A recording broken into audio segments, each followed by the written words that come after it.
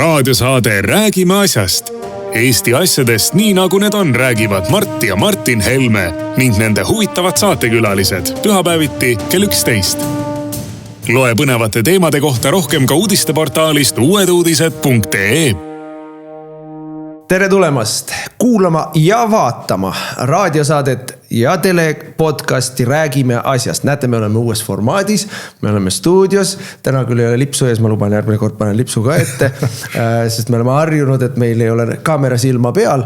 Aga nagu me lubasime eelmises saates, meie saade jätkub ja jätkub erinevates uutes kanalites. Me oleme YouTube'is, me oleme X'is, me oleme Spotify's ja veel terves hulgas muudes kanalites, mida hakkame tulevikus siit vurinal lugema. Me oleme niimoodi siin sellises algamisfaasis, et me alles ka ise harjume selle uue olukorraga, aga kutsume kõiki jätkuvalt üles meid vaatama. Üks väike täpsustus veel.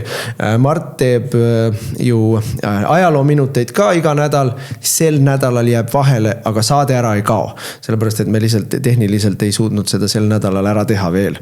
Aga mis meie teemad on? Meie teemad on siis sisepoliitikas räägime lipuseadusest või siis lipusõjast, mis meil minu meelest hoogu kogub. Viljandi linnavalitsus võttis korraks Ukraina lipud oma siis hoonelt maha, aga pärast seda, kui kogu progressiivne üldsus neile kirvekangi ja leegiheitiga kallale läks, siis tõmbasid ikkagi Ukraina lipud linnaplatsile uuesti ülesse. Meie erakond tõi eelnõu Riigikogu saali, mis oleks kohustanud kõikidel avalikel hoonetel alaliselt hoidma ainult Eesti lippu. No, slaavatajad läksid täiesti endast välja selle peale, täiesti endast välja. Räägime sellest natuke põhjalikumalt. Siis me räägime rahast. No, aasta algus on lihtsalt hämmastav, mis meile kõik uudiseid on toonud. Alustame sellest, et korruptiivne ja ostetud seadus, mille nimi oli hasartmängumaksu seaduse muutmine, mille tõid meile Eesti 200 Tanel Tein ja Kadri Tali, olid jutuga, et kui me langetame maksu, siis hakkab rohkem laekuma ja see raha tuleb kõik kultuurile. Ja kellegi kuri käsi kirjutas seadusesse viimases etapis sisse vale sõna, mis tõttu seda maksu ei saagi korjata, nii et ei olnud mitte maksu langetamine, vaid oli maksuvabastus. No see paneb täiesti uude valgusesse Reformierakonna jutu, kuidas meil on suurim, kõigi aegade suurim maksulangetus ja küüru enam ei ole ja kasiinod, välismaised vepikasiinod kindlasti saavad nüüd küüru seljast sirgu ajada. Pankadega meil niisamuti ju see, kuidas meil praegu võetakse rajalt maha neid kooperatiivide pankasid. Ja, see on ju puhtalt lääne, ütleme, Rootsi pankade huvides tehtud. Konkurendid jalust ära, sest konkurendid hakkasid muutuma turul täiesti arvestatavaks jõuks. Ja siis nüüd oli tarvis need konkurendid lükata nurka. Aga rahateemad veel. On selgunud, et Eesti on nii rikas riik, et me saame ja teemegi siseriikliku transpordi dotatsiooni Lätis. Läti rongidele me maksame peale, kuigi seal eestlased ei sõida ja ma ei tea, kui palju seal lätlased sõidavad. Aga kuna raha ei ole, raha lihtsalt ei ole, raha kulub igale poole, siis Eestis on valitsus võtnud vastu plaani hakata õpilastelt ja pensionäridelt küsima piletiraha maakonna transpordiliinidel ehk maakonna bussides. Nii et Impeerium Eesti Lätit suudab üleval pidada, Ukrainat ka suudab üleval pidada ja Kuubat suudab üleval pidada. Kuubasse saadetakse umbes 500 000 eurot sealse IT arenduseks. Mina isiklikult arvan, et see on puhas Eesti 200 korruptsiooniskeem. Aga Eesti inimeste taskust tuleb raha ära koorida, et sellest me räägime. Ja meie viimane teema on maailma asjad. Me peame ikkagi siin, oleme, nagu me ennast nimetame, Ameerika hääl, selgitama, mis siis ikkagi toimub Gröönimaaga, mis toimub eurooplaste, kaasa arvatud eestlaste peades, kes soovivad minna nii-öelda sõdima ameeriklastega Gröönimaa pärast, et see on täielik hullumeelsus, millega meie tänane poliitiline juhtkond tegeleb. Selle lahti seletamine on vajalik, sest et peavalumeedia jälle valetab meile, lihtsalt lõputult valetab. Aga lähme selle lipu asja juurde. Aasta alguses hetkeks oli selline uhke ja rõõmus tunne oli, et meil on koalitsioon Viljandis, kus EKRE on ka koalitsioonis ja normaalsed inimesed vaatasid, et kaua me siin ikka lippu lehvitame, võõra riigi lippu oma linnavalitsuse hoonel hoiame, panid Eesti lipu tasemele, ainult Eesti lipud, võtsid Ukraina lipu maha, panid ainult Eesti lipu tasemele. No, täiesti endast välja läksid kõik reformierakondlased, reform muide on päris pikalt Viljandis võimul olnud, kõik 7 endist Viljandi linnapead võtsid sõna, ütlesid, et see on kohutavalt alatu ja venemeelne, kui sa paned Eesti lipu ülesse Eesti omavalitsuse hoone peale, kujutad ette, see on venemeel, putinism. Ja need 7 endist linnapead, 6 neist on reformierakondlased. No me kõiki pooli neist tunneme, nad on siin Riigikogus ka mitu korda läbi käinud. No, näiteks Madis Timpson, kes on meil vahepeal oli siin minister ja Ando Kiviberg on siis see erand. Ando Kiviberg on Eesti 200-lane, tema on ta oli enne seda kellegi teise. No ta on Reformierakonna, minu meelest Isamaas on ta ja ta on poliitiline aferist, kui sa oled Eesti 200. Ja kõik, kes seal on, need endised linnapead, nemad leiavad, et Eesti lipu lehvitamine kohaliku omavalitsuse hoonel on putinism. Ja see hüsteeria, mis sinna juurde käis, on ikka päris jõhker. Aga mis mulle tegi muidugi meele kurvaks on see, et loomulikult kohalik omavalitsus murdus selle peale ja kiiresti tellis Ukraina lipud ja tõmbas need siis mingisugusele linnaväljakule 3 tükki. Ennem oli 1 oli maja peal, nüüd on 3 tükki platsi peal. Seal oli enne niimoodi, et need ei olnudki nagu lipud, mis seal Viljandi ja Raekoja hoone peal olid. Need olid mõlemal pool ust ja seda keskmist torni või mis seal on. Olid siis 2 pikka Ukraina värvides kangast, mis rippusid siis ülevalt katuse servast kuni alla, ma ei tea, kõnniteeni välja. Et need korjati ära, kuna leiti, et need ei ole lipud ja see rikub lipuseadust Eestis. Ja muidugi, mis oli nüüd ikkagi äärmiselt absurdne, kui meie eelnõu sellest, et Eesti lipp peaks olema igal pool aukohal ja tema kõrvale ei peaks panema ei võõrriikide ega ideoloogilisi lippe. Ideoloogiliste lippude all me pidasime silmas loomulikult eelkõige vikerkaare lippu ehk homolippu, nagu ta nüüd on kujunenud. Ja teatud kontekstis kindlasti ka Palestiina lippu ja võib-olla veel mõnda lippu. Transulipp on omaette lipp ja ausalt öeldes tegelikult mind ikkagi kohutavalt riivab mul silma, kui igal pool lehvivad eurolipud. See ei ole ka Eesti lipp, see ei ole Eesti värv. Ja küsimus oligi, kui me nüüd jõuame natuke põhjalikumalt võib-olla selle meie eelnõuni, siis eelnõu käigus oli ju ka kohe, kuidas tuldi kallale, aga teie tahate loomulikult ka ära võtta Euroopa Liidu ja NATO lipu. Ei, me ei taha neid ära võtta, aga me tahame, et nemad ei domineeriks. Ja milles on küsimus nende teiste lippude puhul? See on ju tegelikult, kui nad pannakse just nagu võrdsed lipud reas kusagile seisma või lehvima, siis on ju selge, et see devalveerib Eesti lipu. Eesti lipp peaks sellisel juhul olema kas kõrgema, pikema varda otsas, suurem, neid peaks olema rohkem. Ülejäänud lipud on lihtsalt nagu mingisugused sümboolsed märgid, et jaa, need ka, aga mitte nii, et need ja siis Eesti lipp ka. Ja meil on Eestis kujunenud praegu liberaalide märatsemise ajal see olukord, kus Eesti lipp on üks lipp ka. Paneme selle Eesti lipu ka, aga tähtsamad on need teised lipud. Lipud, kes see ütles, see oli mingi reformar, kes teatas, et see on väga sümboolne. Ja ongi sümboolne. Lipp ongi ju rahvussümbol. Sinimustvalge on rahvussümbol. See sinimustvalge, sellel on nii mitu kihti tähendusi. Tal on nii sügav emotsionaalne tähendus, tal on nii sügav riiklik tähendus, tal on nii sügav rahvuslik, tal on nii-öelda kõik, mis selle lipu all on meie vabadussõda, meie rahvuslik ärkamisaeg 19. sajandil, meie laulev revolutsioon, meie iseseisev riik, aga selle lipu all sõditi ka Sinimägedes. See on nii mitmekihiline, see on nii sügav sümbol, et loomulikult on lipp sümbol ja Eesti jaoks tähtis sümbol. Tal on ka formaalne tähendus. Loomulikult Eestis on ka lipuseadus ja lipuseadus näeb ette teatud asju, näiteks ei tohi Eesti lipp pimedas lehvida ja nii edasi. Ja see sama asi, et Eesti lipp, kui ta on teiste lippude kõrval, siis Eestis ta peab olema teistest nähtavamal või nii-öelda esile tõstetud. Et see ongi sümbol.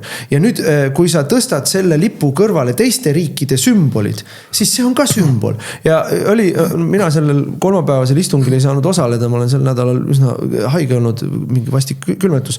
Aga hakkasid ju need pöörased liberaalid, kes on kõik Eesti vihkajad. Me ju teame, et Tanel Kiik on estofoob, kõik sotsid on estofoobid, neile ei meeldi eestlus, Eesti, see nii-öelda rahvusriigi ideoloogia on nende kunagise parteijuhi Ossinovski poolt ju kuulutatud ohtlikuks düstoopiaks. Rahvusriik on ohtlik ja õudne. Et me teame seda kõike, nemad lehvitavadki vikerkaare lippu. Aga üks neist liberaalidest ütles, et see on rünnak, et saate aru, kui te tahate ainult Eesti lippu panna, siis see on rünnak Ukraina vastu. Ja mina mõtlen, okei, te võite nii ka ju mõelda, et see on rünnak Eesti vastu, aga mina näen seda teistpidi. See, et te topite igale poole Ukraina lippu, see, et te topite igale poole homolippu, see on rünnak Eesti lipu vastu. See on rünnak eestluse vastu. Ja te kõik kuradid osalete selles, reformarid, sotsid, Eesti 200-lased, parempoolsed ja midagi teha ei ole, siin tuleb ikkagi alla kriipsutada. Me oleme jälle selles võitluses üksi. Meie lipuseaduse ettepaneku poolt ei hääletanud Isamaa, kes ennast peab rahvuslikuks erakonnaks ja ei hääletanud Keskerakond, kes kuulutab, et nemad on konservatiivne erakond. No ei hääletanud. Ja huvitav on see väga, sellepärast, et tuli välja just sellel nädalal küsitlus. Norstat tegi küsitluse, kus ta küsis siis selle lipu teema kohta. Ja 2 väga huvitavat protsenti on, ma alustan olulisemast. 52% Eesti inimestest, 52% üle poole, selgelt üle poole, ütleb, et ainult Eesti lipp. Et kui küsimus oli selline, et kas peaks maha võtma avalikelt hoonetelt Ukraina lipu. See ei olnud isegi niimoodi, et nagu meie ütlesime, et ainult Eesti lipp peab olema, vaid oli küsimus, kas võtta maha Ukraina lipud. 52% Eesti inimestest ütleb, jah, peaks. Kusjuures mis see oli 8% EKRE toetajatest ütleb seda selge sõnaga, aga 50%, 49% Isamaa valijatest ütleb seda. Enamus ütleb Isamaa valijate hulgas neid, kes tahavad Ukraina lipud maha võtta, on rohkem kui neid, kes tahavad, et Ukraina lipud alles jääksid. 85% Keskerakonna valijatest ütlevad, et Ukraina lipud alla võtta. Muidugi ma teen siia juurde väikse tärnikese, Keskerakonna valijatest 85% on venelased. Ja nendel on erisuhe, eks ole. Ma ei ole kindel, et kui nad Ukraina lipu alla tahavad võtta, et nad Eesti lipu asemele tahavad panna. Aga ükskõik, avalik arvamus on selline, et Ukraina lipu igale poole toppimine, see lõputus laavatamine. Avalik arvamus on selgelt jõudnud sinna välja, et aitab küll, meil on Eesti värvid, meil on Eesti riik. Aga mida me näeme sellest küsitlusest teiselt poolt? Olematu toetusprotsendiga Reformierakond ja väikese toetusprotsendiga Sotsiaaldemokraatliku erakond 77% leiab, et ei, Ukraina lipp peab lehvima. Ja see on tegelikult rünnak Eesti lipu vastu. See on tegelikult rünnak rahvussümboolika vastu. Ei nad reetsid ennast täielikult, siin ei ole üldse midagi rääkida. Kogu selle arutlusu käigus, mis kestis mitu tundi, ja läks ikkagi väga tuliseks ja väga ka isiklikuks, loomulikult. Väga alatuks. Meie poolt oli selle eelnõu esitajaks Varro Vooglaid, kes oli ka selle eelnõu vormistaja juristina, et vaadata läbi siis need olemasolevad seadused ja huvitav muidugi moment on see, et kui need teemat arutati, eelnõud arutati komisjonis, siis oli seal Riigikantselei sümboolika nõunik, kes ütles, et praegune lipuseadus annab miinimumstandardi sellele, kuidas Eesti lippu üldse kusagil välja panna. Et see on miinimumstandard. Tähendab, ongi niimoodi. Sisuliselt ütles Riigikantselei esindaja, praeguse valitsuse ametlik esindaja, et Eesti lippu ei peagi panema niimoodi välja, et ta oleks lugupeetav, austatav ja esimesel kohal. Esimesel kohal võib olla väga vabalt ka keegi teine, sest miinimumstandard on jälgitud. Et see on ju täiesti. Aga tulles selle arutelu juurde, siis tegelikult reetsid nad ju ennast täielikult. Ega kui meie esitasime, õigemini Varro Vooglaid luges puldist maha meie eelnõu ja selle tutvustuse ja selle tausta ja selle esitamise põhjused ja hakkas vastama küsimustele, siis järjest hakkasid tulema sotside ja Eesti 200 poolt küsimused Ukraina lipu teemal.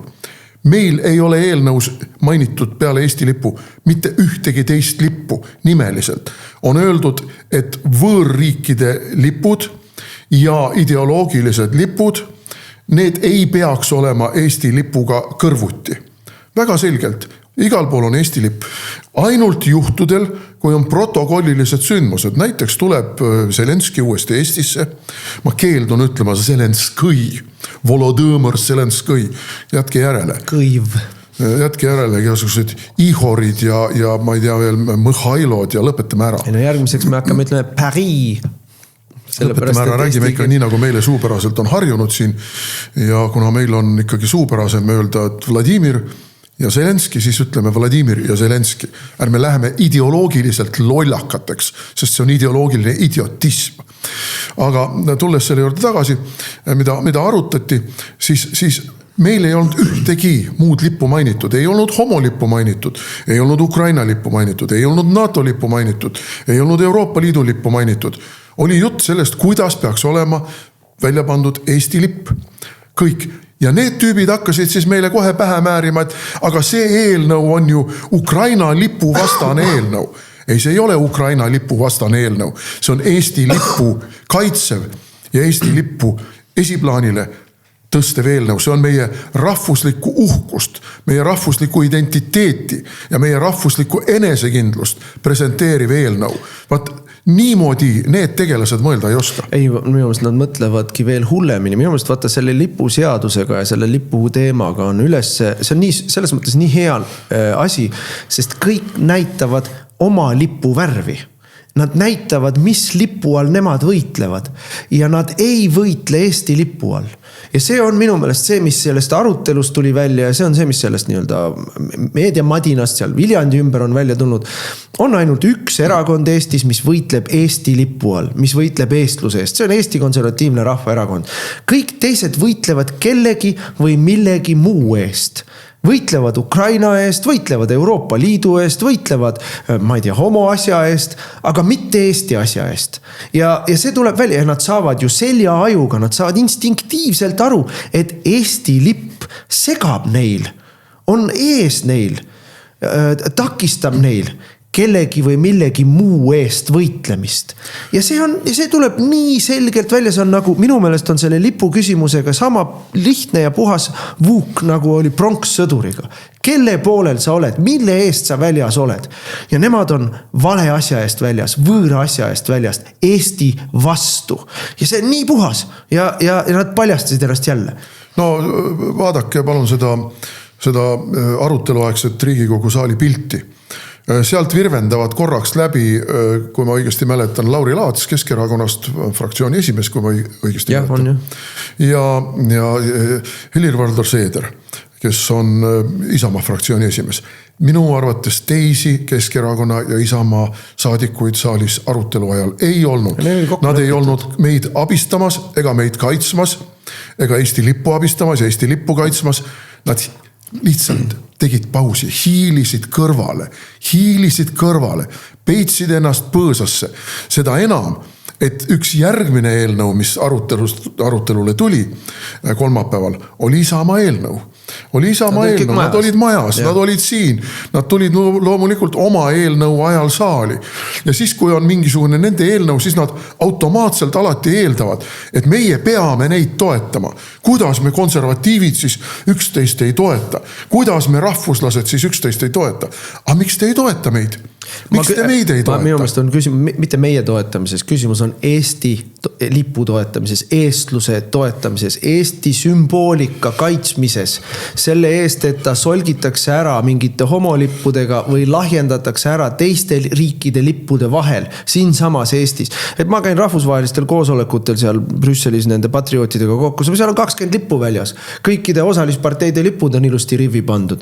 Kõik on nii-öelda võrdselt ühe suurused, ühe kõrgused. Sellepärast, et me oleme rahvusvahelisel koosolekul, kus ongi kõikide esindajate, kohalpealsete esindajate lipp ilusti välja pandud. Seal ei lahjendata Eesti lippu ära, seal me oleme võrdsed teistega. Aga Eestis me ei tohi olla võrdsed teistega. See on meie maa ja see on meie värv ja see on meie sümboolika. Siin me peame olema kõige nähtavamal, kõige kõrgema, kõige kallima koha peal, noh.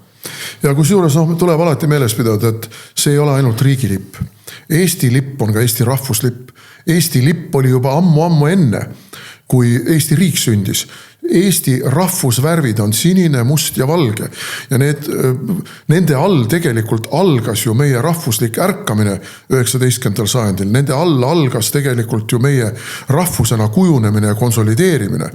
Et siin see ei ole ainult see, et 1918 otsustati, et see on Eesti lipp, Eesti riigilipp. Ei, see oli Eesti rahvuslipp ja oli iseenesest mõistetav, et sellest saab ka riigilipp. Erinevalt Eesti vapist, mille puhul tehti ju igasuguseid konkursse ja küll pakuti siin välja karu kujulisi vappe ja küll pakuti siin välja kotkaid ja küll pakuti siin välja, ma ei tea veel mida, kõike kolmandat. Ja siis ikkagi jäid need 3 kutsikat, mida me nimetame 3 lõviks, mis on tegelikult rohkem selline lõvi ja leopardi hübriid ja mis on tegelikult meil sisuliselt laenatud Taani kuninglikult vapilt. Taani kuningliku vapi all eksisteerisime me mõnda aega ju siin Eestimaa hertsogiriigina, mille valitsejaks oli siis Taani kuningas, kes ühtlasi oli Eestimaa hertsog. Ajaloos ei hakka nüüd väga pikalt seda kõike rääkima, aga meie vapp ei ole meie rahvusvapp selles tähenduses. Ja need tammeoksad, mis sinna juurde keevitati veel rahvusliku niisuguse, ma ei oska öelda, rahvusstiili tuules. See on, ja kui me läheme Lätti, siis Läti vapp mõeldi üleüldse välja. Seal ei ole Läti ajalooga midagi pistmist, seal on kõige puhtamal kujul mingisuguste sümbolite ja muude asjade kompilatsioon Läti vapp. Ehkki ta näeb päris uhke välja. Vapp on sünteetiline, aga lipp ei ole. Aga lipp ei ole ja me võime võtta ka ju seda, et aga kas Prantsuse lipp on Prantsuse rahvuslipp? No võib vaielda, sellepärast, et ikkagi sajandite vältel oli Prantsusmaa lipuks valge kuldsete liiljatega kuningakoja lipp. Ja nüüd on juba 300 aastat varsti see lipp olnud. Okei, aga ma ütlen, et siin võib vaielda. Taanlaste puhul me võime öelda, et taanlastel on ka rahvusvärvid on valge ja punane ja see on ka nende riigilipp. Aga näiteks Ameerika Ühendriikide puhul me võime ka vaielda. Kas see pidevalt osariikide tärnidega täienev lipp on nüüd rahvuslipp ka ühtlasi? Mina ütlen, et ei ole, sest et lõunaosariikidel on oma lipp ja nad väga kramplikult, isegi jonnakalt peavad sellest kinni ja ikkagi need, kes on jänki vastased, need sõidavad ju ringi tihti peale. Lõunaosariikide lipp auto kohal lehvimas või mootorratta gängid sõidavad. Bonnie Blue. Kusjuures, kui nad oma iseseisvussõda pidasid, siis oli ka triipude arv teine. Aga ma tahan selle teema kokkuvõtteks öelda seda, et me oleme näinud Inglismaal näiteks või ka Saksamaal viimase aasta jooksul samamoodi sellist ühiskondliku lipusõda, kus siis Inglise patrioodid, immigratsioonivastased hakkasid igal pool heiskama mitte Union Jacki ehk siis seda ametlikku Ühendkuningriikide lippu, vaid Inglismaa lippu ehk Püha Georgi lippu, mis on valge punase ristiga. Ja kõik liberaalid hakkasid siis seda lippu maha rebima ja süüdistasid, et selle nii-öelda rahvuslipu lehvitajaid rassismis ja ma ei tea milles kõiges veel, et see on nagu selline ühiskondliku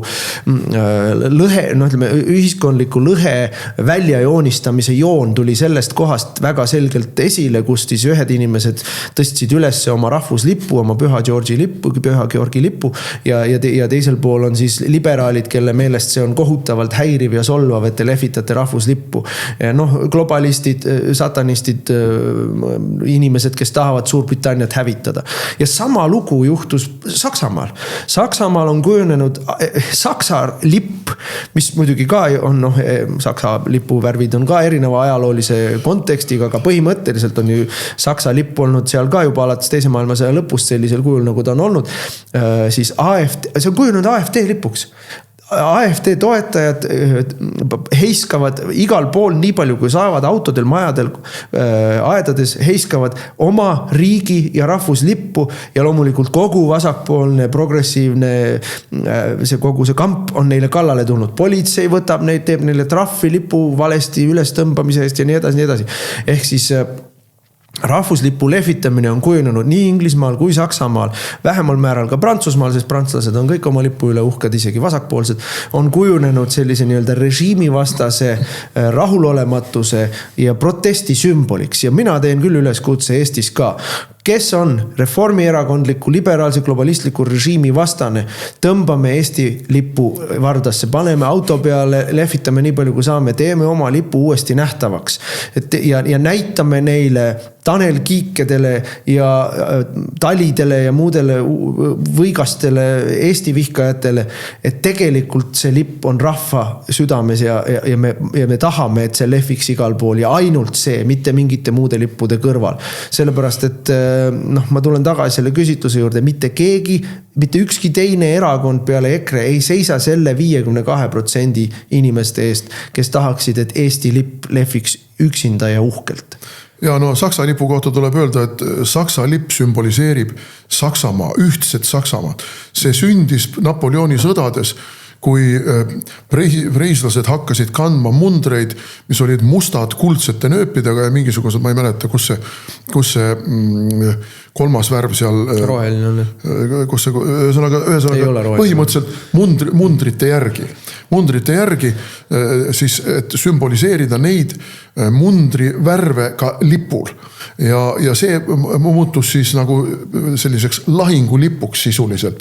Ja lahingulipust on ta kandunud nüüd siis etapiliselt edasi, kuni ta sellest sai siis Saksamaa sisuliselt ka rahvuslipp. Ja oli ka esimese maailmasõja ajal põhimõtteliselt samad värvid. Et see nii-öelda ainult siis natside ajal oli teine lipp. Nii et... Kes siis natsid olid? Natsidele ei meeldinud ju see. nagu meie omad, nagu meie liberaalid. Varasem sümboolika tuleb jalga alla trampida ja asendada, sest et revolutsioon seda nõuab. Sa pead eelmise sümboolika eest ära pühkima ja panema oma sümboolika asemele ja seda Eesti 200-lased, reformierakondlased, kõik need tüübid teevad, sotsid teevad. Eesti sümboolika, sinimustvalge sümboolika tuleb asendada muude asjadega ja seda tehaksegi. Nii et ei, Eesti lipu lehvitamine ei ole Ukraina vastane tegevus. Ukraina lipu lehvitamine Eestis, Eesti valitsusasutustel, omavalitsusasutustel on Eesti vastane tegevus, see on nii lihtne. Raadiosaade Räägime asjast. Jätkame saadet, saate nimi on Räägime asjast räägivad Mart Helme, mina olen Martin Helme ja me teeme seda natuke teises formaadis, natuke uuendatud kujul, pilti saate ka vaadata, ise me ei pane tähelegi kaamerat, räägime siin oma vahel. Aga lähme nüüd rahateemade juurde, minu meelest selle aasta alguses on kuldkandikul meile kõigile jälle nähtavalt ette pandud see, et meie riiki valitsevad käpardid ja korruptandid. Käpardid ja korruptandid tegid meile hasartmängumaksu seaduse, mis toodi, see ei ole valitsusest tulnud seadus, seda tuleb nagu aru saada, et see ei ole ministeeriumis ette valmistatud, see valmistati ette nii-öelda Riigikogu liikmete poolt. Riigikogu liikmed Tanel Tein, spordipoiss ja muusikanaine Kadri Tali. No loomulikult ei spordipoiss ega muusikanaine Kadri Tali ei teinud ise eelnõud, vaid nad lasid lobistil selle eelnõu endale laua peale panna. Lobist ehk kasiinoärimehed tellisid selle juristibüroolt. Nii ja niimoodi nad selle valmis kirjutasid ja siis pandi see koalitsioonis laua peale, öeldi, et kui see eelnõu ei saa toetust Reformierakonnast, siis Eesti 200 ei hääleta riigieelarve poolt ja siis on valitsuskriis, valitsus kukub kokku. Riigieelarvet ei saa. Riigieelarvet oli aga Reformierakonnal vaja, sellepärast et seal on 18 miljardit eurot, kust jooksevad rahad ka kõikidele nende skeemidele, millest elatakse hästi. Nende lobistidele, tuuleärimeestele ja päikeseärimeestele ja Rail Balticu ehitajatele ja militaarärimeestele ja kogu sellele jõugule. Ega siis saage aru, kallid vaatajad, kuulajad, et Eesti riik ei ole enam mitte Eesti rahva projekt. See on Eesti riigi raha varastavate klikkide projekt. Täielik mafia valitseb meid. Nii, ja Tein ja Kadri Tali selle seaduse tegid, seda menetles rahanduskomisjon, mina olen ka rahanduskomisjoni liige, see oli piinlik see menetlemine, aga siin tuleb eraldi rõhutada. Rahanduskomisjonis on ametnikud, kes loevad kõiki eelnõusid, parandusettepanekuid, kõike loevad. Ja lisaks sellele rahanduskomisjoni eelnõule annab oma hinnangu rahandusministeerium, ehk rahandusministeerium ka loeb seda, kõik need ametnikud loevad seal seda. Ja nüüd on oluline ära märkida, et see nii-öelda apsakas ja ma üldiselt ütlen, et minu meelest on seda sobimatu nimetada apsakaks. 27 miljoniline litakas ei ole apsakas, ei ole näpukas, ei ole näpukas. Näpukas oleks see, kui kuskil oleks koma jäänud valesti või ma ei tea, lause alanud väikese tähega või mida taolist, millel ei ole tagajärge. 27 miljoniline miinus Eesti riigile ja kingitus välismaistele veebikasiinodele ei ole apsakas. Seda ei ole mõtet tulla meile rääkima. Me täiesti veendunud, et see on meelega tehtud asi. Ja siis ühesõnaga see eelnõu läbib 3 lugemist, esimene lugemine tehakse meile see eelnõu, siis tulevad muudatusettepanekud, on teine lugemine, sellel olid veel kaasamised asjad, parandusettepanekud viiakse teksti sisse, siis on meil nii-öelda lõpptekst, siis vaadatakse lõppteksti üle, teine lugemine käib ka suurest saalist ja komisjonist läbi, siis tuleb 3. lugemine, 3. lugemise eel loetakse ka seda veel komisjonis ja siis tuleb saali ja hääletatakse ära lõpptekst. Ja kusagil selles viimases etapis, vahetult ennem lõpphääletust toimus siis selle teksti sees muutus. Ja see, selles mõttes on kurikavalalt tehtud, et esimese lugemise ajal loevad saadikud teksti tähelepanelikult, teise lugemise ajal loevad nii saadikud kui ametnikud teksti tähelepanelikult, sest et siis seda teksti muudetakse. See on parandusettepanekud ja parandusettepanekute kontekstide ja asjade ülevaatamine. See vajab tähelepanu. Aga kui sa oled teise lugemise lõpetanud, siis on 100% on alati niimoodi, et see tekst enam ei muutu. Siis see tekst tulebki saali, seda ei ole enam vaja lugeda, sest see on kõik läbi nämmutatud, läbi hekseldatud, ära vaadatud, komakohad ära kontrollitud. Ja siis selles etapis muutus see tekst nüüd sel korral, nagu me oleme aru saanud. Ehk siis keegi tegelikult, see ei olnud apsakas, see oli sabotaaž. Ja see oli teadlikult absoluutselt selge. Seal on ühe sõna küsimus, nagu seda on nüüd siin mitmel pool ka räägitud, kõik ei jälgi loomulikult nii teraselt seda saagat, aga seal on üks sõna, osavusmängud. Ega mina ka ei tea, mis need osavusmängud on täpselt. Mina ei ole üheski kasiinos kunagi jalga tõstnud sinna. Ei tea, sa ei saagi tõsta, need on veebikasiinod. No üks ka ma võiks ju veebis ka mängida. Aga ma ei ole mänginud, ma ei tea kasiinodest midagi. Aga osavusmängud ja see osavusmängud, keegi teise lugemise ajal leidis, et see on asi, mida ei tohiks siin olla, sest see võimaldab maksupettust. Nii. Ja võeti välja, teise lugemise ajal võeti välja see osavusmängud. Aga 3. lugemiseks oli see osavusmängud teksti tagasi tulnud. Ja nüüd kõik laiutavad käsi. Ei tea, kes tegi, ei tea, kes pani. Aga kes siis vastutab? Tegelikult on ju teada, kes vastutavad. Vastutavad nii poliitikud, ehk siis rahandusminister ja rahanduskomisjoni esimees, aga vastutavad ka ametnikud, kes konkreetselt selle eelnõuga tegelesid. Ja need ametnikud on nimeliselt kõik teada.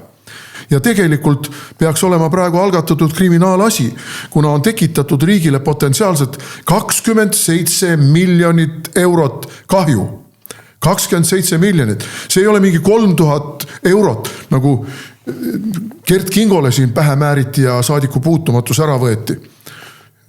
See ei ole 3000 eurot, saate aru, see on 27 miljonit.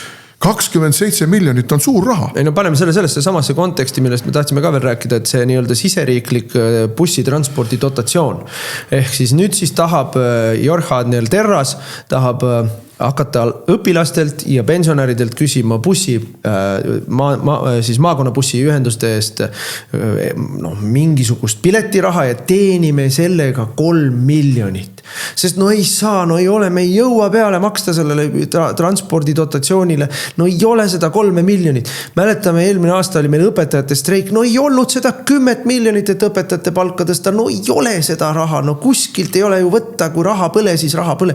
Aga 27 miljonit kingitakse ära välismaistele veebikasiinodele. See tähendab, need ei ole, saad aru, meil maksustatakse aktsiisiga, kui sa kütustangid. Meil just tõusis elektriaktsiis. Meil tõusis gaasiaktsiis. Meil on tõusnud tulumaksud, meil on tõusnud käibemaksud, meil oli automaks, sest no raha ei ole kuskilt võtta. Aga need maksud korjatakse kõik Eesti inimeste taskust. Eesti maainimese taskust, Eesti tööinimese taskust. Eesti inimesed käivad poes, ostavad leiba, maksavad maksu. Eesti inimesed võtavad, tangivad kütust, maksavad maksu.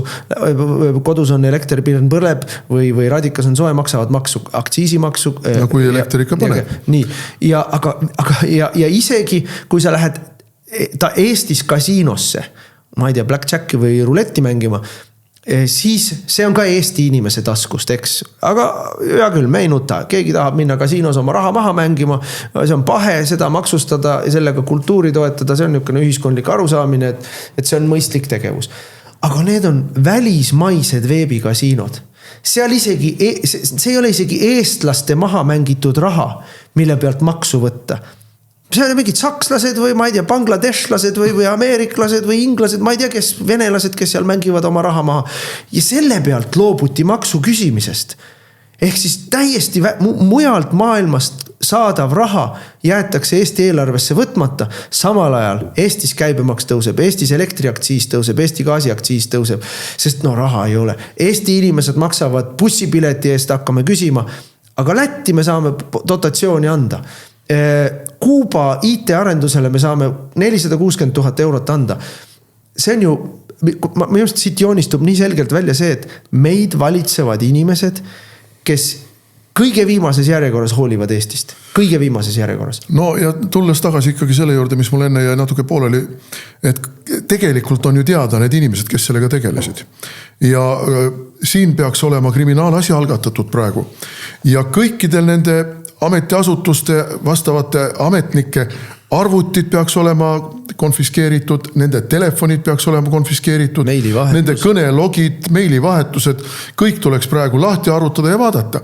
Kas seal on siis mingisuguseid suuniseid ja käske ja korraldusi, et nüüd tehke niimoodi, et nüüd selle küsimuse me lahendame niimoodi ja kõik on ju tänapäeva elektroonika, pilves on see kõik ju olemas. Ärge tulge mulle ütlema, et aga see on võib-olla juba kustutatud ja seda ei saa enam kätte ja kui tarvis on, siis saadakse, ma ei tea, mis kivide alt vähid kätte. Aga väga selge on, ei ole soovi.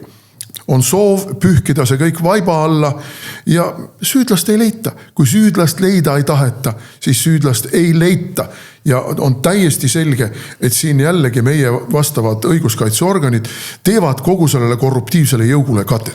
No ma näen siin korruptsiooni, kohe karjub näkku, et kui Tanel Tein ja Kadri Tali tulevad meile eelnõuga, mis põhimõtteliselt algse plaani järgi meile räägiti, et maksulaekumine suureneb, sest maks väheneb ja järelikult käive suureneb. See on ainus seadus, kus koalitsioonipoliitikud uskusid, et kui sa maksustad vähem, siis selle tulemuseks on sektoris kasv ja selle sektori kasvu tulemuseks on maksulaekumise paranemine. See on ainus seadus.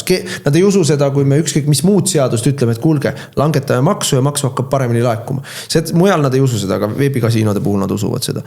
Mäletame seda sõda, mis oli, kui me alkoholi aktsiisi langetasime. Just, või ka diisliaktsiisi, täpselt. Aga siin nad uskusid seda.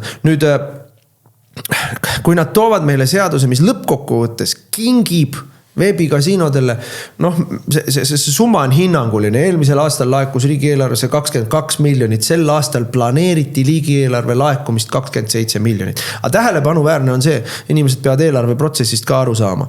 Kui laekumise poolele, me võtame siin sügisel novembris või detsembris võtame riigieelarve vastu, laekumise poolele on prognoositud 27 miljonit, siis ega kulu poolele on see 27 miljonit juba laiaks löödud. Järgmisel aastal, jooksval aastal, käesoleval aastal 27 miljonit on juba kuluna ära kulutatud, juba ära lukku löödud, see raha läheb välja igal juhul. Sisse tulev pool jääb olemata, aga välja minev pool toimub igal juhul. Nii et selles mõttes Eesti inimesed oma muude maksudega maksavad selle ikka kinni. Ja kui nad teevad kingituse, 22 või 27 miljonit, suurt vahet ei ole praegu, kui nad teevad sellise kingituse lobistidele, siis mina küll soovin, et algatataks kriminaalasi, mis uuriks, kuhu, kellele, kui palju laekub selle kingituse eest. keegi saab selle eest oma tasu kätte. Kas see on Tein ja Kadri Tali või see on Akkermann või see on Ligi või see on mõni ametnik kuskil ministeeriumis või siin samas Riigikogu rahanduskomisjonis. Keegi saab oma raha kätte või see on härra Nilsson Reformierakonna tagatoas, ma ei tea. Keegi saab selle raha kätte ja seda tuleb kontrollida. Sest minu meelest on tegemist kõige ehedama müüdud seadusega. No kui nad mulle käisid seda müümas, nad käisid ju praktiliselt kõik 101 saadikut läbi. Täpsemalt küll 99 saadikut. Siis ma ütlesin neile kohe, hullakest, et see on ju tellitud seadus, ärge tulge mulle seda müüma. See on tellitud seadus ja selle seaduse alusel raha juurde tulema ei hakka. Ei, me oleme kõik läbi kaalunud, me oleme uurinud, me oleme kaasanud, hakati mulle ajama mingit täiesti lamba juttu. No, ma 76 aastat ilmas elanud, ma ei ole lollakas. No, võite mind ju pidada ideoloogilises plaanis lollakaks, aga ma ei ole lollakas, ma ei ole rumal inimene. Ma olen elust päris hästi hakkama saanud oma tarkusega ja sellist iba mulle müüma tulla, see on mulle solvav sõna otseses mõttes. Aga müüsid ja ma ütlesin neile kohe näkku ära. See on tellitud seadus ja raha see meile ei too. Vastupidi, kultuuril jääb raha vähemaks. Ja nüüd ongi välja tulnud. Ja kolmapäevases infotunnis ütles ju Michal ka, et ei kultuuril raha saamata ei jää. Selle me katame siis muudest allikatest. Aga muudest allikatest. Ja sa ütled, et Eesti maksumaksja maksab puudu jääva kinni, kui see on planeeritud riigieelarve välja minekuna. Ei pruugi maksta Eesti maksumaksja, ta maksab seda teistmoodi, sest meil laenukoormus suureneb, sest maksusid ei laeku meile ju piisavalt. No eelarve miinus on 1,5 miljardit, paneme sellele 1,5 miljardile nüüd 27 miljonit otsa veel. Et selles mõttes muidugi jah, ega siis teisi makse selle võrra rohkem laekuma ei hakka, aga mis on tähelepanuväärne, keegi neist ei uskunud ise ka seda juttu, et nüüd hakkab rohkem raha sisse tulema, sest et seadusesse kirjutati sisse, täpsemalt seaduse eelnõu seletuskirja kirjutati sisse, et kui see prognoos ei vasta tõele, kui raha nii palju ei laeku, siis valitsuse reservist võetakse see raha ja antakse ikkagi, põhimõtteliselt hasartmängumaksu raha laekub kultuurkapitalile. Et siis valitsuse reservist kompenseeritakse kultuurkapitale see alalaekumine. No nüüd on alalaekumine 27 miljonit. Et see on nii kurikaval, nii alatu, nii küüniline skeem, et aga mis vastab meile peaminister? Kollektiivne vastutus kõigil Riigikogu liikmetel. Te kõik olete süüdi. Kaasa arvatud need, kes me hääletasime vastu, kaasa arvatud need, kes me karjusime puldist, et see on korruptiivne ostetud seadus, kaasa arvatud need, kes lugesid läbi teise ja esimese lugemise ajal lugesid seda eelnõud. Lugesime, tegime muudatusettepanekuid. Et mitte ükski neist ei läinud ja läbi ükski neist muudatusettepanek. Et kust me pidime arvama ja millise seaduse puhul veel, me võtame vahel nädalas vastu mitukümmend seadust, me peame arvama, et pärast teise lugemise lukkulöömist muutub seaduse tekst. Ei tule sellise asja pealegi. Ei kollektiivset vastutust, siin ei ole mitte mingisugust kollektiivset vastutust, vähemalt meie fraktsiooni puhul, sest et nagu sa ütlesid, algusest peale me ütlesime, et see seadus ei peaks üldse ei komisjonis ega suures saalis arutusele tulemagi. See on kuritegelik, et niisugune seadus meile siia üldse on toodud. Ja mis puutub siis sellesse, et imalalt naeratades ütleb meile rahanduskomisjoni esinaine Anneli Akkermann, et aga parandusettepanekuid oleks ju saanud teha. Missugused opositsiooni parandusettepanekud on kunagi läbi läinud? Tuleta meelde, Anneli, mitu opositsiooni parandusettepanekut on rahanduskomisjonis kunagi läbi läinud. Kui me riigi eelarvet vastu võtsime, siis oli ju ka parandusettepanekute rida. Mitte arvestada. Tund aega loeti meile ette parandusettepanek number see ja see, mitte arvestada. Parandusettepanek number see ja see, mitte arvestada. Hääletamisele ei kuulu. Ja nii edasi ja nii edasi. Ja te tulete rääkima siin sirge näoga lolli juttu, just nagu oleksite esimest päeva Riigikogus, et teie oleksite võinud ju parandusettepanekuid teha. Jumal küll. Ei aga ma ütlen veel kord, et see on nagu veelgi alatum. Tähendab, esimene asi on see, et vastutus ei ole abstraktne, vastutus on konkreetne. Konkreetsed saadikud tõid eelnõu. Kadri Tali ja Tanel Tein Eesti 200 tõid meile eelnõu, mis olid nendele valmis tehtud lobistide poolt. ma veel kord ütlen, seda tuleb kriminaalkorras kontrollida, mis nad selle eest vastu said, sest vaata, häbi läheb üle, aga raha jääb alles, nagu öeldakse. Teine asi, vastutav rahanduskomisjoni esimees, kes juhib menetlust. Vastutavad rahanduskomisjoni liikmed, kes kontrollivad, kui palju nad on nokkinud meie eelnõudega, et nii ei saa teha ja see sõna ei ole korrektne ja siin tuleb ikka muuta seda vormistuslikult. Hea õigusloome kohaselt on sedasi ja teistpidi. Nad loevad kõik selle läbi. Vastutavad rahandusministeeriumi vastavad ametnikud, neid ei ole seal palju, kes tegelevad nende konkreetsete maksu valdkondadega, ma arvan, seal on neid 3, 4, 5 tükki võib-olla, kes selle konkreetse seadusega ja seal oli konkreetne üks inimene, kes selle konkreetse seadusega tegeles.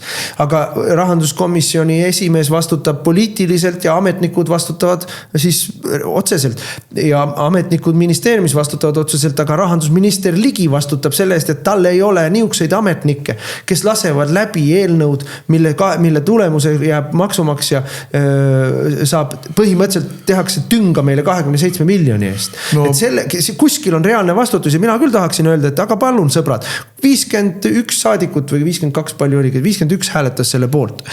Teie võtke nüüd oma rahakott välja ja makske see 27 miljonit Eesti riigi eelarvesse ära. No mina paneks vastutajaks ikkagi ka presidendi kantselei.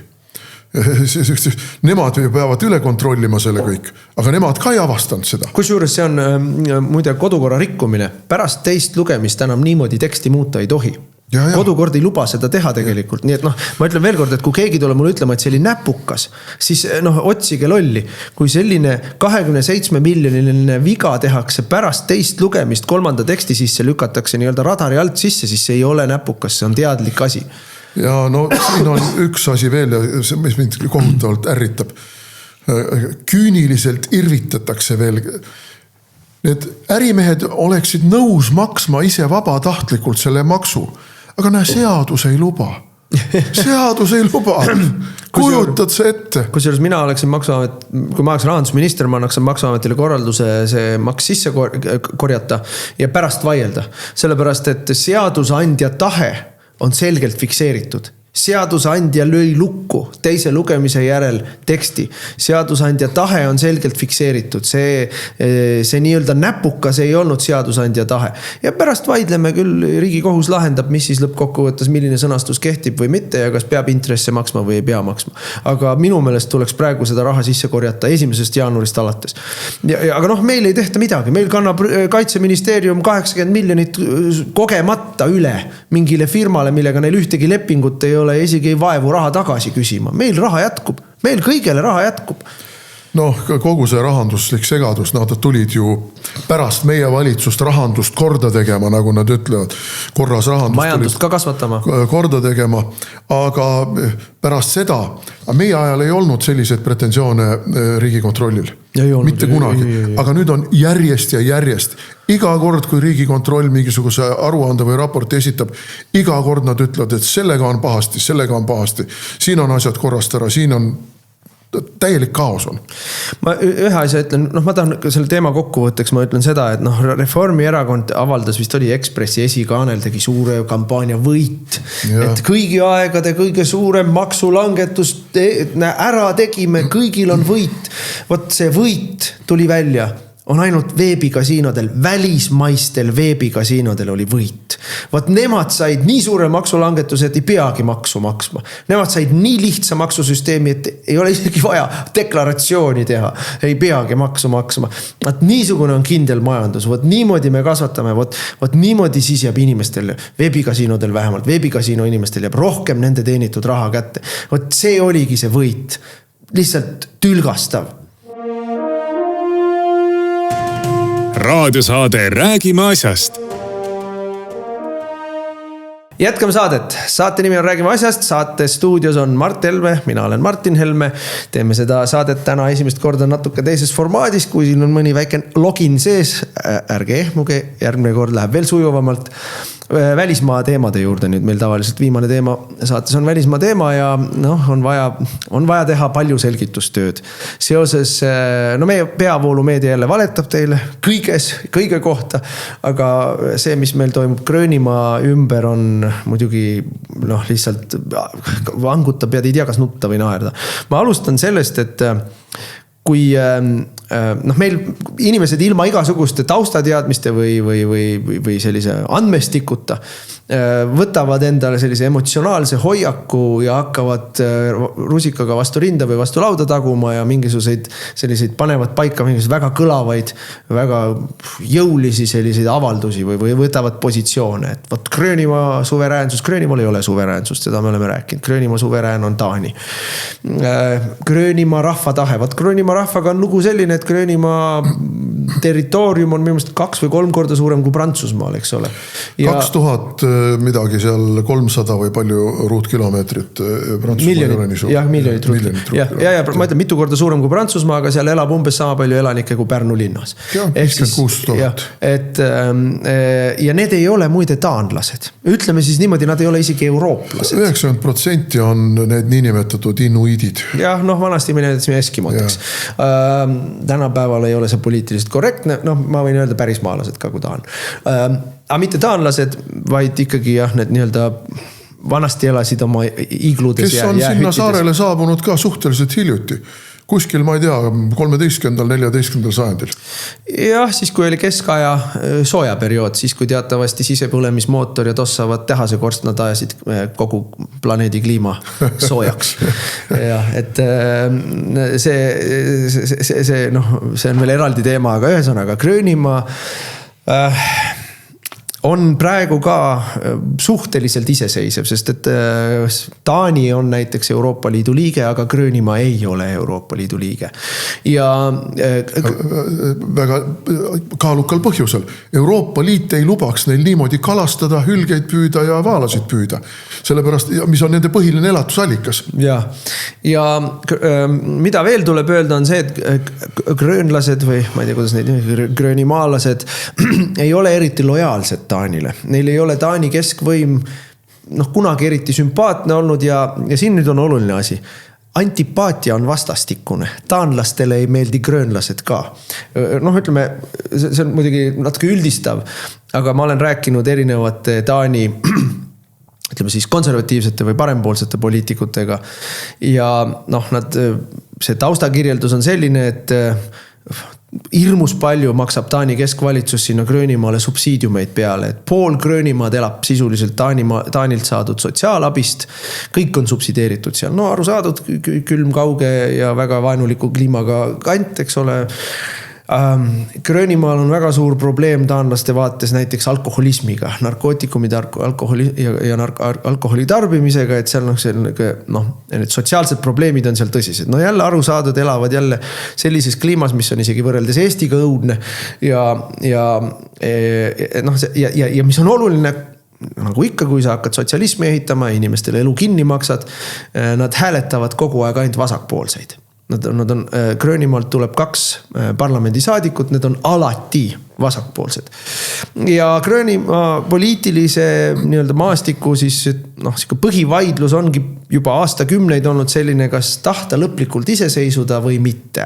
Ja vastuargument on alati see, aga kui me iseseisume, siis kaob taanlastelt saadud suur subsiidium ära. See on kuskil 600 miljonit aastas, kui ma õigesti mäletan. Kui sa selle väikse elanike arvu peale selle paned, see on väga kopsakas. Ei ole üldse väike raha, jah. Gröönimaa kogu SKP, kui ma õigesti mäletan, oli 2 miljardit äkki, 10 korda väiksem või veel 20 korda väiksem kui Eesti. Et see on see taust ja sugugi mitte ei ole niimoodi, et gröönimaalased kangesti tahavad olla Taani all ja on hirmus Ameerika vaenulikud. Tõsi küll, nad ei ole kunagi olnud mingisuguses innukalt soovi avaldanud, et nad tahaksid olla Ameerika 51. osariik ja tegelikult siin me jõuame nüüd selle jutu, mis meie Eestiski kerib. Ega Ameerika ka ei taha, et oleks 51. osariik. See on infomüra, mis siin ümber on väga suur. Et ameeriklastel on läbi aegade, on väga mitmekesine, sina kindlasti tead palju paremini, sa oled Ameerika ajaloo spetsialist palju rohkem kui mina, et läbi aegade on olnud väga paindlikud lahendused sellele, kuidas nad oma kokkuleppeid teevad selliste territooriumitega, mida nad peavad oma rahvusliku julgeoleku seisukohalt oluliseks. Noh, neil on mingid Diego Garcia saared kuskil India ookeanis ja neil on mingisugused, kas või see sama Puerto Rico näite ja neil on mingisuguseid selliseid territooriumeid, kus nad teevad erikokkuleppe, kus kohalikud ajavad oma kohalikku asja, aga ameeriklased saavad seal hoida oma sõjaväebaase ja maksavad heldelt raha selle kõige eest. Kusjuures puertoricolased tahaksid saada Ameerika osariigiks, aga ameeriklased ei taha, just nimelt jah, kellele seda manjana meeste kampa vaja on, kes kõik hääletavad, sama nagu Hawaii, eks ole, Hawaii on algusest saadik alati hääletanud demokraatlikku parteid, et Hawaii ja Alaska võeti Ameerikas, Ameerika Ühendriikide koosseisu korraga, sest et Alaskal hääletatakse alati vabariiklasi ja Hawaii'l hääletatakse alati demokraate ja siis nad nii-öelda senatisse said kumbki 2 senaatorit, 2 tükki on alati punased ja 2 tükki on alati sinised nii-öelda. Et selles mõttes, kui nad nüüd võtaks Puerto Rico juurde, siis lükkaks tasakaalu paigast ära Ameerika senatis. Noh, seal on sisepoliitilised taustad taga. Aga millest meil ei räägita minu meelest kogu selle Gröönimaa asjaga seoses, siin on mitu kihti jälle, see mismoodi eurooplased käituvad, see on täiesti hullumeelne, rumal, ennast hävitav, kahjulik ja Venemaa ja Euroopat Venemaa poolele asetav, Hiina poolele asetav, sest minu meelest on asi täiesti lihtne. Rahvusvaheline kord, selline, mis meid on teisest maailmasõjast tänaseni toonud, on lõppenud. Ta lõppes tegelikult ennem Trumpi juba ära, aga siin üritati veel teeselda, see on lõppenud. Ja asemele on tulemas uus kord ja see uus kord kujuneb välja 3 jõukeskuse kokkulepete või omavahelise rivaalitsemise käigus, see on Ameerika Ühendriigid, Hiina ja Venemaa. Kõige nõrgem ja väiksem neist on Venemaa, aga sellegi poolest ta on iseseisev jõud selles mängus. Hiina on kindlasti iseseisev jõud, ja kõigil neil on oma muidugi liitlased või siis sõbrad nii öelda. Ja siis on Ameerika Ühendriigid. Ja praegu toimub siis väga terav rivaalitsemine kogu selle Arktika pärast või Põhjala pärast. Ja kui te vaatad maakerad ülevalt poolt, põhjapooluse poolt, siis on arusaadav, et see Gröönimaa on Ameerika ja Venemaa vahel. See on selline mõjusfääri küsimus. Ja nüüd on küsimus selles, et ei oma mitte mingit tähtsust, mida taanlased selle kohta teevad, nad ei ole võimelised seda saart haldama, kaitsma ega selle saare nii-öelda kõiki võimalusi ära kasutama. Sama ei ole, täpselt sama kehtib prantslaste või inglaste kohta või Euroopa Liidu kohta. Euroopa Liit selles uues maailmakorras ei ole jõukeskus. Ja nüüd on küsimus, et kes siis meie arvates peaks seal olema see, kes domineerib? Kas hiinlased? Mina ei arva. Kas venelased? Päris kindlasti mitte. Järele jäävad ameeriklased. Aga mida teeb Eesti? Eesti positsioneerib ennast Ameerika vastu.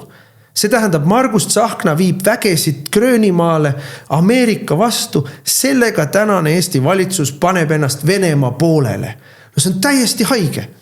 Ja öeldi ju välja siin, et ainus võimalus või kõige parem võimalus Trumpi peatamiseks Gröönimaal on NATO vägede viimine Gröönimaale.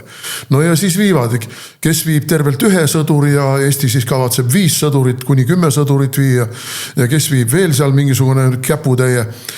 Trump ütles muidugi taanlaste kohta, et aga millega Taani seda saart venelaste vastu kaitseb? 2 koera rakendiga või? Ja küsimus on strateegiline ja küsimus on tooraineline. Siin on 2 poolt sel asjal Ameerika seisukohast. Esimene pool, strateegiline on olulisem.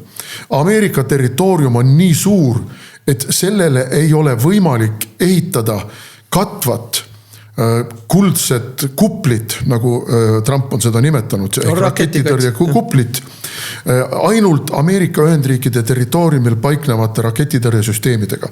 Sest need mitmekordselt üleheli kiirusega raketid, mis nad on seal, kinžallid ja orešnikud ja muud, tulevad sellest läbi. Ameerika õhutõrje ei saa olla ju nagu katkematu kett ümber kogu Ameerika Ühendriikide territooriumi, et ta võtaks nad eelnevalt kinni. Ja selleks on vaja nihutada need raketipüüduri jaamad ja eelhoiatussüsteemid Ameerika Ühendriikidest võimalikult kaugele.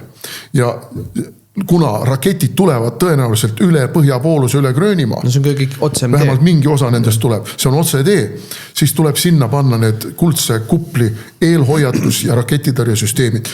See on selle asja üks pool. Nüüd teine pool on see, et seal on vist mingi 17 miljardit barrelit naftat kättesaadavatel rannikualadel, mis on siiani kasutusele võtmata. Ja ameeriklased loomulikult on võimelised, see on neile lähedal, neil on tehnoloogiad ka Arktikas puurimiseks, et tänu Alaska asjad, jah. Et see nafta kasutusele võtta. Ja see nafta on meile kasulik, kallid inimesed. See on meile kasulik. Isegi Michali valitsus ei saa lõppkokkuvõttes madala nafta hinna puhul keerata meie bensiini hinda või kütuse hinda nii kõrgele. No saab aktsiisi alati tõsta. Et no ja, see lõppude lõpus kukub kõik kokku. Aga ja mis seal veel on? Aga seal on sisemaal, see on küll väga paksu jääkihi all, on tohutud rubiinivarud ja tohutud tsingi, molübdeeni, nende radioaktiivsete. See on see, mida hiinlased tahavad. Jah, seda tahavad, haruldased muldmetallid ja need igasugused tuumamaterjalid. Seda on seal väga suurtes kogustes ja kellegil ei ole siiani olnud nii palju raha ja tehnikat, et seda minna kaevandama. Ja nüüd ameeriklased projitseerivad seda tegelikult tulevikku.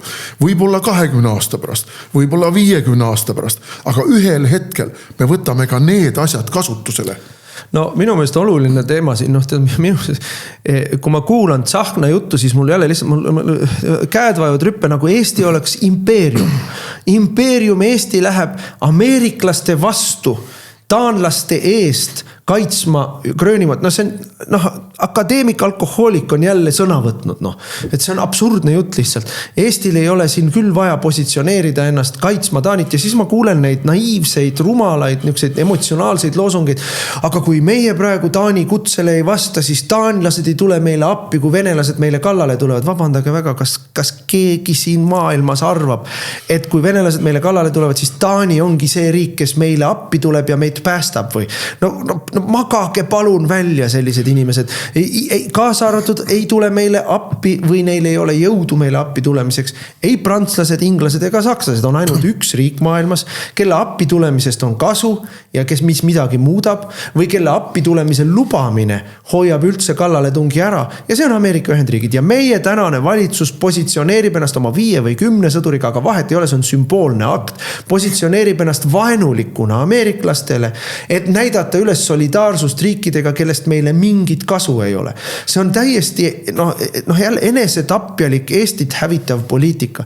Me ei ole impeerium. Me ei pea teiste suurte riikide omavahelistes tülides igal pool rindkummis minema maailma päästma. Me peame Eesti ära päästma selles olukorras. Taani ei suutnud oma Eestimaa hertsogiriiki kaitsta isegi 14.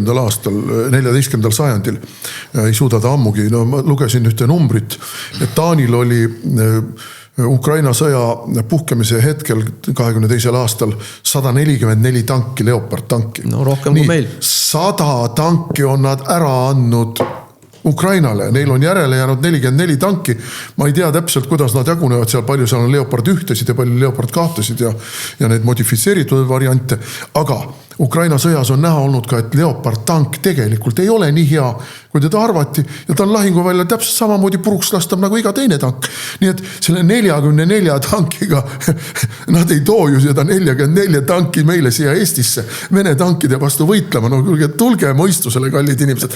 Ja ma lugesin ühe endise Ameerika sõjaväelase sellist analüüsi selle kohta, et Euroopal tervikuna ei ole logistilist võimekust, et mingit sõda püsti panna Arktikas. Ei ole vastavaid laevu, ei ole vastavaid lennukeid. Ega ka mitte Baltikumis, see on nagu kehtib meie kohta ka. Ainsad, kellel see võimekus on ameeriklased. Ja kui nüüd eurooplased tõesti arvavad, et me viime sinna mingisugused käputäie sõjaväelasi ja ega ameeriklased ju neid ei ründa. Ega ameeriklased ei ründagi need, nad interneerivad need ära ja kogu lugu. Seal mingit sõda ei tule Gröönimaa pärast, see on selline hüsteeria õhutamine, hüsteeritsemine. Ameeriklased lahendavad selle teistmoodi ära ja kui nad, Trumpi välispoliitika, Trumpi poliitika üldse on alati ju, minu meelest, ma ei saa aru, kuidas inimesed ei saa aru ja ilmselt ei taha aru saada, mis on Trumpi modus operandi. Ta teeb kõigepealt pakkumise. Pakkumine on tõenäoliselt suhteliselt hea. Ta on nõus pakkumise üle kauplema. Aga kui siis pakkumine tagasi lüpkatakse, siis ta teeb oma ühepoolsed liigutused ära. Ja ilmselgelt on tehtud korduvalt pakkumisi seoses Gröönimaaga nii taanlastele kui gröönlastele kui Euroopale laiemalt. Venemaalt ja need on kõik tagasi lükatud. On hakatud ajama rinda puhevili ja siin midagi kirema kalja kuke moodi. Ja Ameerikas ütlevad selge, me teeme nii, nagu meil endal vaja on. Ja no, ma tulen tagasi selle juurde, et maailmas on maailmakorra ümberkujunemine, julgeolekukorra ümberkujunemine. Järgi jääb 3 suurt jõukeskust. Üks neist on meil külje all meile kahjulik, ohtlik ja vaenulik. Teine on Hiina, mis on võigas kommunistlik jälgimisühiskond. Kumbagagi nendega me ei taha pistmist teha. Järele jääb Ameerika nii ebatäiuslik või teistsugune või mis iganes me selle kohta võime arvata. Aga kristlik lääne riik konservatiivse presidendi juhtimisel meie töö peab olema selle nimel tehtud, meie riiklik töö, diplomaatiline töö, julgeolekualane töö, et see riik peaks meid enda huvisfääris olevaks. Ja kusjuures, kui me vaatame kaardi peale, Baltikum, Põhjala, Skandinaavia, see on tegelikult samas sfääris või samas sektoris kui Gröönimaa. Ameeriklastel pole põhjust loobuda meist, anda meid Venemaale ära. Kui me nüüd ise absoluutselt järjekindlalt ja lollakalt ennast Venemaa poolele ei positsioneeri. Mina ütlen, millega see lõpeb. See lõpeb sellega, et kui meie valitsus praegu ja ka suurem osa Euroopa teiste riikide valitsusi positsioneerivad ennast Trumpi vaenlastena, Trumpi oponentidena, siis Trump on täiesti valmis sellega, et ta võtab need tükid, mis talle on Ameerika julgeoleku seisukohast vältimatud ja selleks on järgmisena Island, võib-olla ka Põhja-Norra, aga Island kindlasti ja ütleb, et aga ülejäänu mind ei huvita ja vaadake ise, kuidas te venelastega hakkama saate.